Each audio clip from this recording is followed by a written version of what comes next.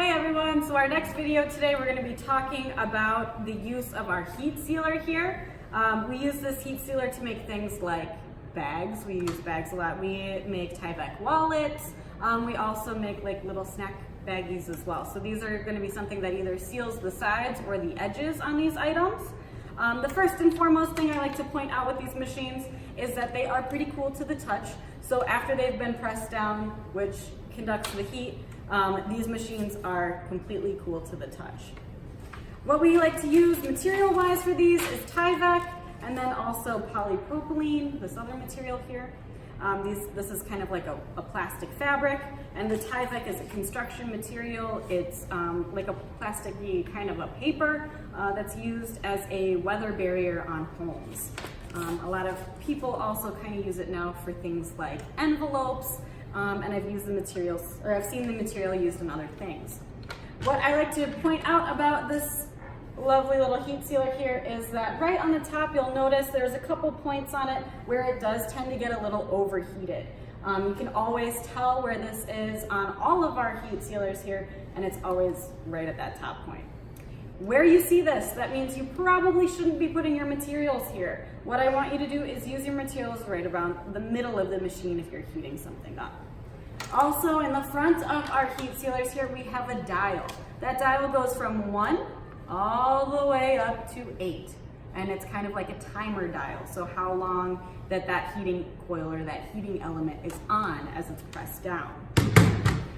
So before you ever use one of our heat sealers, what I would like you to do is test out your material first. Whatever project it is that you are creating with, maybe it's Tyvek, maybe it's polypropylene, but we want to test out and make sure that our timer is on the right setting. So what we might be doing is having 4 layers of a material, 2 layers of a material, just depends on the project, and each kind of heat sealer is a little bit different in itself too. So for this demo, what I'm just going to do is put a couple folds in my Tyvek here, just to make a little simple bag as my test subject.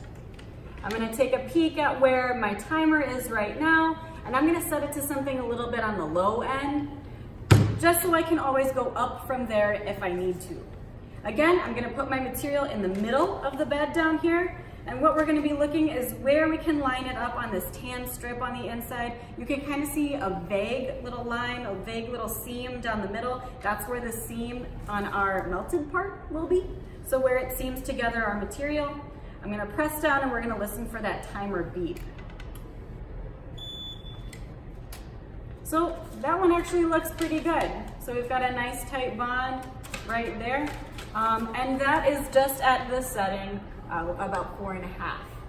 So I can try that on the next side. For right now, I'm just going to turn it up a little bit, and we can see just how just that little bit of a time difference will kind of change our seam. So still, we have a good looking bond here. What I'm starting to notice along our seam is we have a couple clear points. That means that heat is getting a little too hot at those points. So we don't want to see that. I'm also noticing up a little bit closer to the top, my seam has completely gone through the material, so I can totally see through it. I don't want to see that. That means that my heating element is getting a little too hot. So again, turn that back down to my original 4.5 on my heating scale. Again, if we're using a different material, let's say we're going to be using our polypropylene now. So this is like a plastic fabric. I can put this inside, and again, I'm folding this over so it's a one kind of folded over another, so 2 layers of fabric here, putting it in the middle of the machine. And then let's do that 3.5 that we were doing with the Tyvek. Let's see what happens. Works perfectly. I can see my seam on one side. I don't really see my seam on the other side. But it is a nice tight bond, which is awesome. That's what we want. Let's go with this one and we'll turn it up and let's see what happens.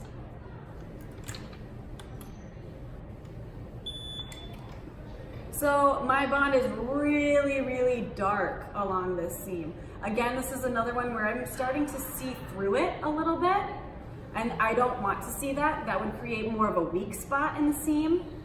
So we don't want to see that. We want a nice tight bond. Also, because it's so burnt through, I can rip that seam off. It's so weak because it is too overheated. So we don't want that. Thanks. Hello again. Now I want to talk to you guys about how to fix our heat sealer. If anything should break in it or rip in it, or maybe it's just not heating up as it should be, there's a couple really easy ways to fix these machines. So the first and foremost thing you're going to do is use your Allen wrench to unscrew the 6 screws located inside the bed of the machine.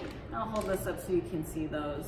But you're gonna unscrew those 6 screws. This plastic green part is gonna come right off really easily.